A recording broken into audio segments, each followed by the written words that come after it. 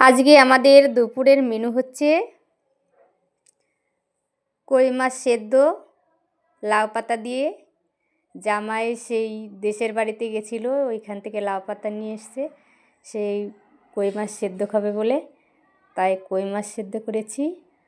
আর একটু কচুর লতি দিয়ে চিংড়ি মাছ করেছি, আর একটু চিংড়ি মাছ বেটেছি, আর কলার মোচা দিয়ে ঘন্ট করেছি একটু চিংড়ি মাছ দিয়ে, বেশি কিছু করিনি। আর একটু ডাল করেছিলাম। আজকের মেনুটা এই পর্যন্তই। আবার রাত্রের খাবার হচ্ছে পরোটা করেছিলাম আর কাঁঠাল এঁচোড় চিংড়ি করেছিলাম। জামাই বলল একটু পরোটা করতে, তাই পরোটা করলাম। এখন এই পর্যন্তই, ব্যাস।